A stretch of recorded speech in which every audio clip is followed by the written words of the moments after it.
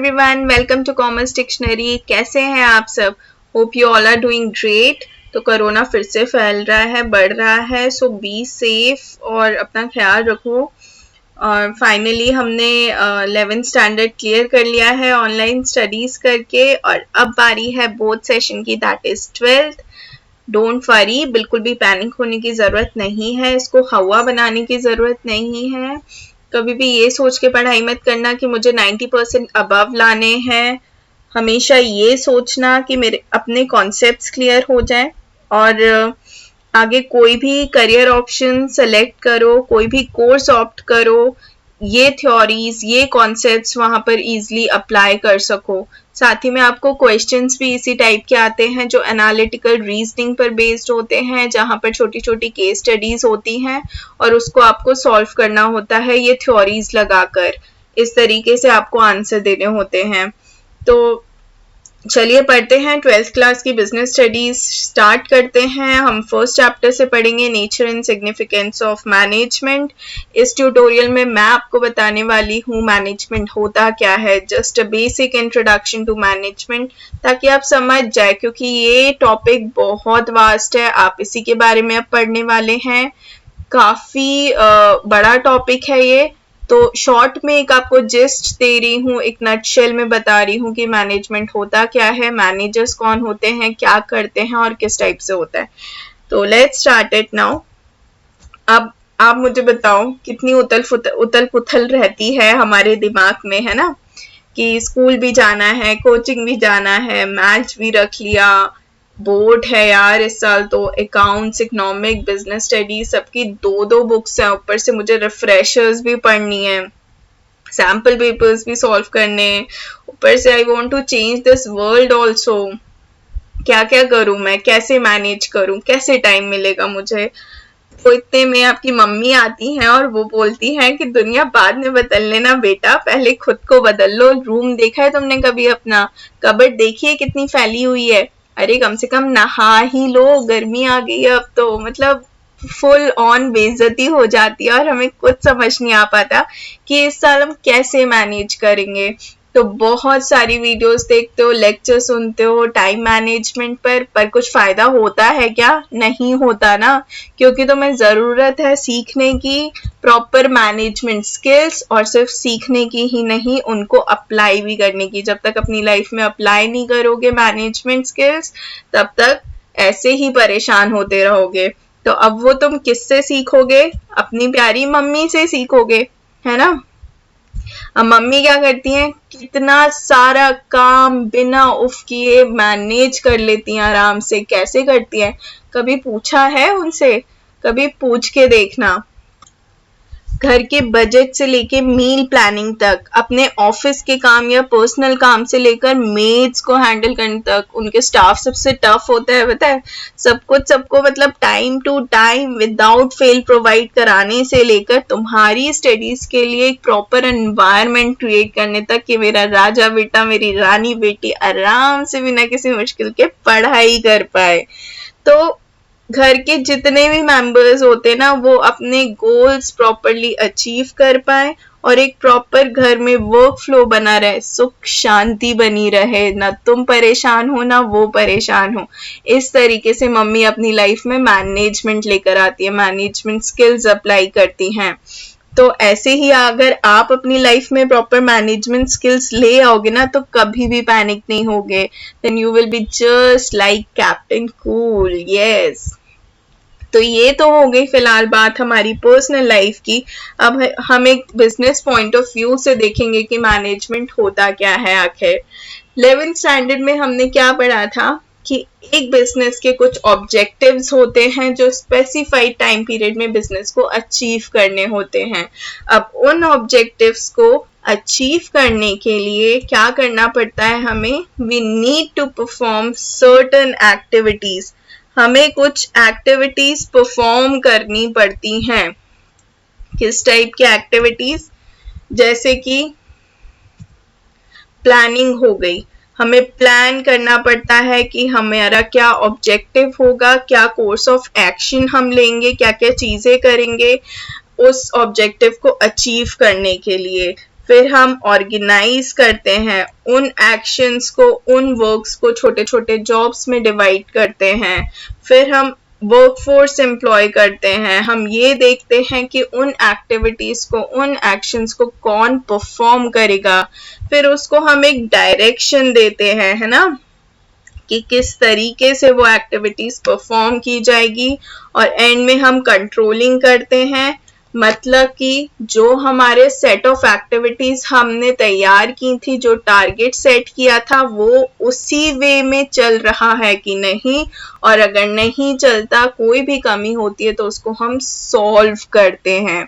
जिस तरीके से मम्मी को पता रहता है 7 बजे तुम्हें स्कूल जाना है, तो वो पूरे टिफिन, अपना लंच बॉक्स, तुम्हारा सब कुछ रेडी करके रखती है। 9 to 10 o'clock में पापा को जाना होता है, उनको ऑफिस जाना होता है, तब सब कुछ रेडी होता है, तुम्हारे कपड़े वपड़े सब रेडी होते हैं, है ना, क्योंकि वो पूरी तरीके से अपने काम को प्लान करती हैं, ऑर्गेनाइज करती हैं, किससे क्या कराना है, कैसे करना है, कैसे होगा, सब कुछ देखती हैं। उसी तरीके से एक बिजनेस में भी होता है, प्लानिंग की जाती है, ऑर्गेनाइजिंग की जाती है, एक proper work force, strong work force employ की जाती है, जो वो काम पूरा करेगी, उस काम को कैसे करना है, और उसकी कंट्रोलिंग।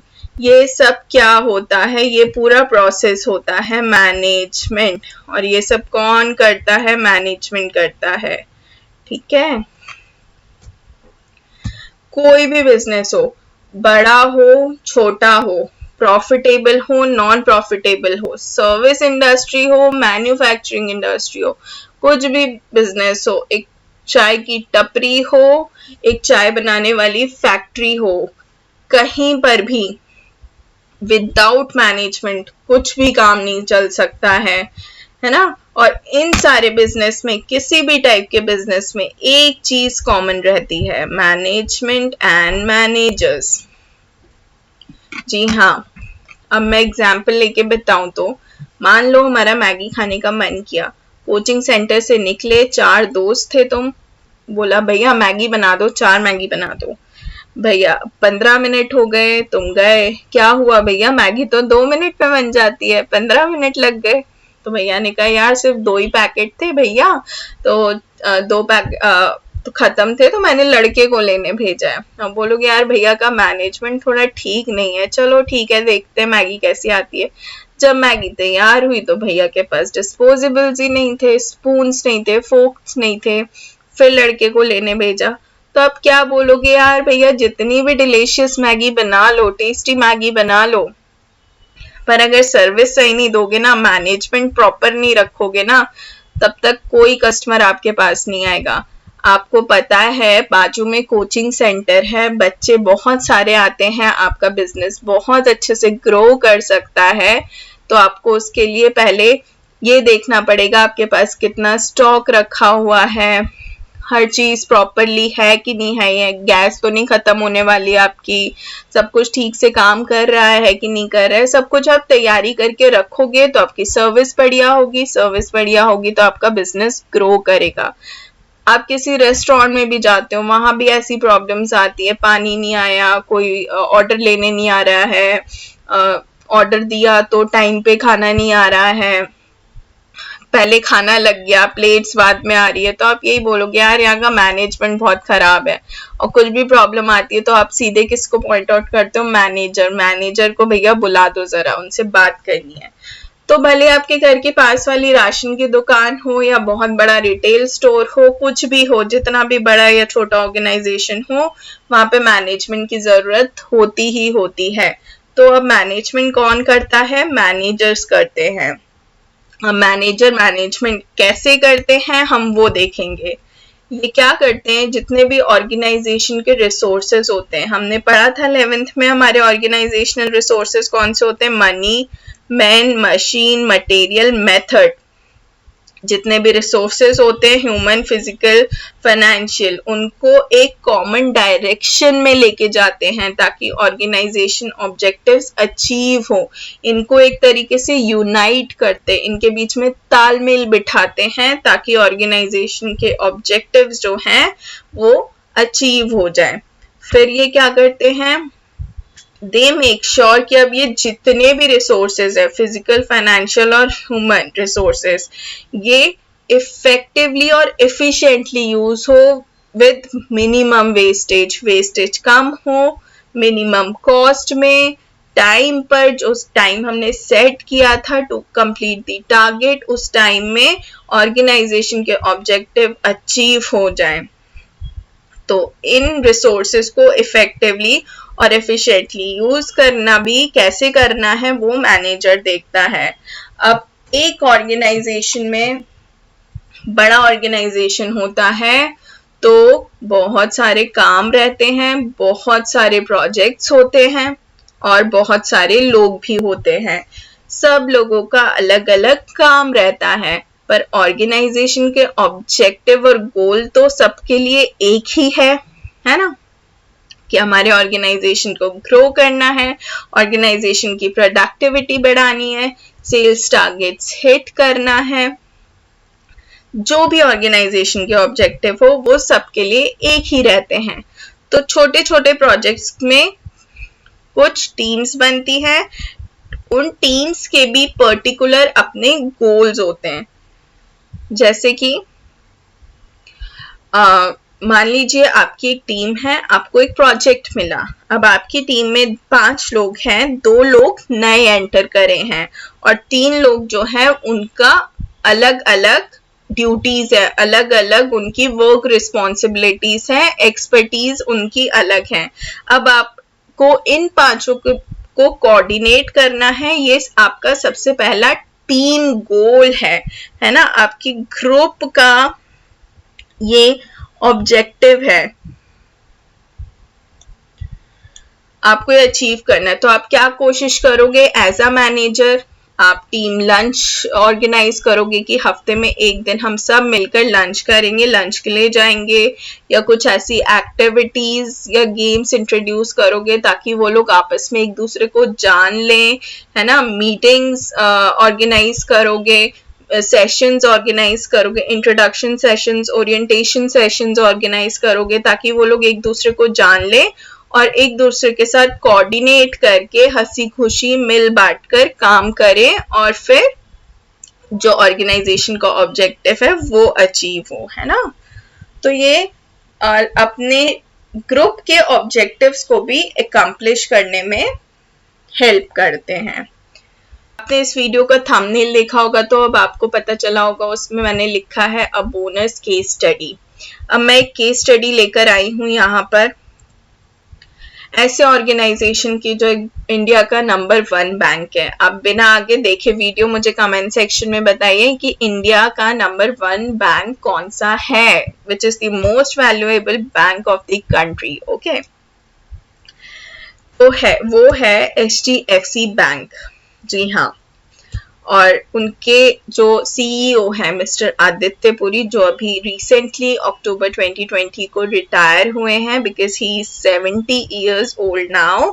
इससे पहले ये इन्होंने सितंबर 1994 में HDFC बैंक ज्वाइन किया था। इससे पहले ये सिटी बैंक मलेशिया के सीईओ थे।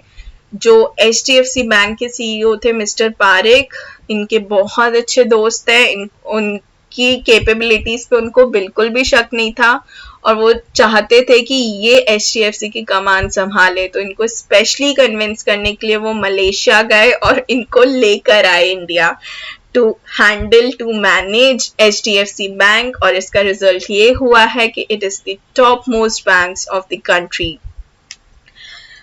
तो इनकी सक्सेस का राज क्या है, ये हम पढ़ेंगे कि किस तरीके से इन्होंने अपनी मैनेजमेंट स्किल्स अप्लाई की हैं बैंक के अंदर।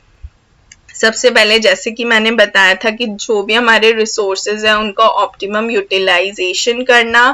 आज की डेट में सबसे बड़ा रिसोर्स है टेक्नोलॉजी। तो इनका कहना है, if you will listen to his interviews ना, मतलब मैं तो फैन हूँ इनकी, किस तरीके से ये ऑन ग्राउंड्स रहकर सब कुछ हैंडल करते हैं।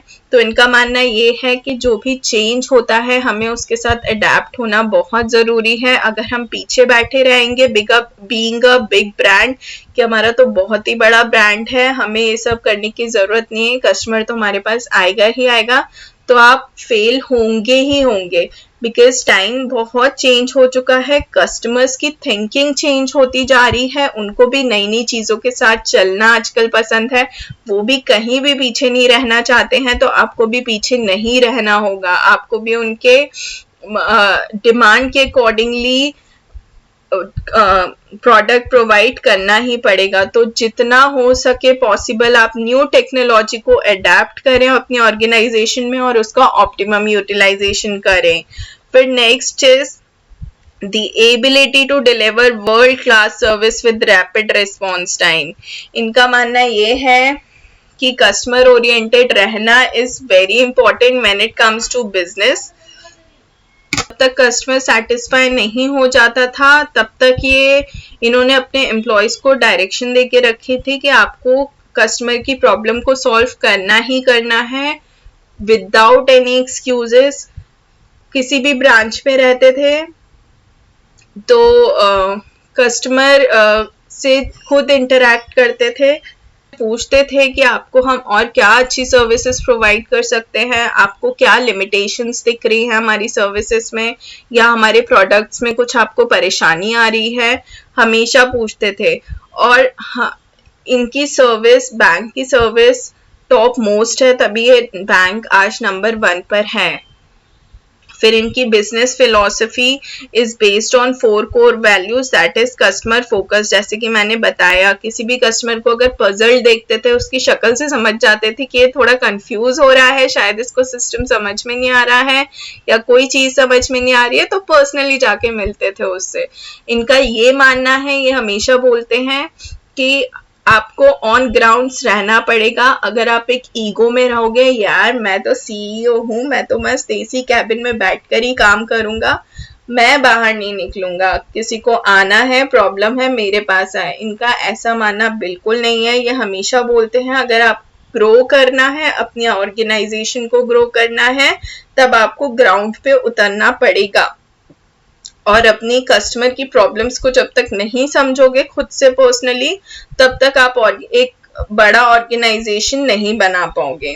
उसके बाद ऑपरेशनल एक्सीलेंस, ये हमेशा बिलीव करते हैं कि कॉस्ट को कैसे, मैं ऑपरेशंस कॉस्ट को कैसे हम मिनिमाइज कर पाए। इसका एक किस्सा मैं आपको सुनाऊं तो इन्होंने अपने एम्प्लॉयज को मना कर दिया, बोल दिया था if you want to have tea or coffee you have to bring your own mugs। आप अपने मग्स खुद लेकर आइए, ऑर्गेनाइजेशन स्पेंड नहीं करेगी ऑन डिस्पोजेबल। उसका रीजन ये था, सबने सोचा यार डिस्पोजेबल में कितना खर्चा आ जाएगा, पर इन्होंने जब कैलकुलेट करके बताई कॉस्ट, तो ऑल ओवर जितनी भी HDFC की ब्रांचेस हैं उन्होंने सेव किया अराउंड 50 लाख रुपीज। यस, तो हमेशा इनका मानना था कि फालतू चीजों में खर्चा नहीं करो, कस्टमर। और जैसे कि आप बाकी ऑर्गेनाइजेशन, बैंक्स वगैरह की डायरी मिलती है, पेन मिलती है, तो ये सब भी नहीं देते हैं वो कस्टमर्स को। इनका मानना ये है कि कस्टमर फैंसी चीज़ों से खुश नहीं होता है, उसको वर्ल्ड क्लास सर्विस चाहिए। आप उसकी प्रॉब्लम्स को जितनी अच्छे से हैंडल करोगे, जो उन्हें प्रोडक्ट चाहिए वो जितने अच्छे से हैंडल, वो इतने सही टाइम पे उनको प्रोवाइड करोगे, at right time at right place उनको प्रोवाइड करोगे, तो वो आप ज्यादा रिटेन होंगे आपकी बैंक में, आपके बैंक से ज्यादा खुश होंगे, इन फैंसी चीजों से नहीं होंगे। तो हमेशा ये बिलीव करते हैं ऑपरेशनल एक्सीलेंस पे। फिर प्रोडक्ट लीडरशिप में, तो प्रोडक्ट लीडरशिप में they are the number 1 credit companies in of India. इनके क्रेडिट कार्ड्स के लिए ये नंबर 1 है अभी भी, और एज अ बैंक भी नंबर 1 है। फिर पीपल, ये अपने एम्प्लॉयज जो हैं उनको बहुत मतलब उनके लिए एक तरीके से बहुत स्ट्रिक्ट भी थे, उनके सिलेक्शन को लेकर, उनके रिटेंशन को लेकर बहुत स्ट्रिक्ट थे। कोई भी एम्प्लॉय इनको दिखता था जो कोड ऑफ कंडक्ट फॉलो नहीं कर रहा है, एथिकल वैल्यूज फॉलो नहीं कर रहा है, फ्रॉड कर रहा है या किसी कस्टमर को इल ट्रीट कर रहा है, तुरंत विदाउट एनी एक्सक्यूज इनका मानना है कि उस एम्प्लॉय को रिमूव करो। ऐसे लोगों की उनके ऑर्गेनाइजेशन में जगह नहीं है। सेम टाइम वो अपने एम्प्लॉयज को मोटिवेट करते थे न्यू एक्सपेरिमेंट्स करने के लिए, और अगर उनसे उन एक्सपेरिमेंट्स में कुछ गलती भी हो जाती थी ना, तो उनका स्टैंड भी लेते थे। फिर हमेशा कोशिश करते थे कि जो जिन लोगों को हायर करो वो they should be high on moral values, वो लोग हिपोक्रेट ना हो कि कर कुछ और रहे हैं, डिलीवर कुछ और कर रहे हैं, बोल कुछ और रहे हैं, डिलीवर कुछ और कर रहे हैं। फिर जो पैसों पैसों के पीछे भागते हैं उन एम्प्लॉयज को ये बिल्कुल पसंद नहीं करते थे, उनको ऐसे टीम को वो हायर ही नहीं करते थे। फिर इनका ये भी मानना था कि जितने भी एम्प्लॉयज हैं उनकी पर्सनल ग्रोथ एंड डेवलपमेंट भी मैटर करती है, तो उनको प्रॉपर ट्रेनिंग, स्किल्स, ये सब प्रोवाइड करने में भी पीछे नहीं हटते थे, हमेशा उनको मोटिवेट करते थे। और जो एम्प्लॉयज बहुत अच्छे, उनकी रिटेंशन में भी एक कोई कसर नहीं छोड़ते थे। जो मिस्टर शशि जगदीशन है, जो अभी HDFC बैंक के करेंट CEO बने हैं, वो उस टाइम HDFC बैंक के CFO थे, चीफ फाइनेंसिंग ऑफिसर थे। तो उन्होंने जो भी ऑब्जर्व किया था उनके बारे में, तो वो ये बोलते हैं कि इनकी clarity of thoughts was like nobody have that much clarity of thoughts, किसी के पास नहीं है वैसी, कि किसी को भी कन्विंस कर लेते थे, कुछ भी करा सकते थे किसी से भी, इनकी ऐसी कन्विंसिंग पावर है। फिर चीज़ों को हमेशा सिंपल रखना पसंद करते थे, कॉम्प्लिकेट करना बिल्कुल पसंद नहीं करते थे। कोई इनके पास कोई प्रपोजल भी लेकर आता था तो उससे बोलते थे मुझे 2 या 3 लाइनों में अपना प्रपोजल समझा दो, एज सिंपल एज दैट। तो इस तरीके से इन्होंने HDFC को कंट्री का नंबर 1 बैंक बनाया विद नंबर 1 रिटेल प्रोडक्ट्स। जहाँ पे कुछ बैंक्स बेड डेप्ट से जूझ रहे थे, वहीं HDFC बैंक नंबर 1 पे स्टैंड कर रहा था।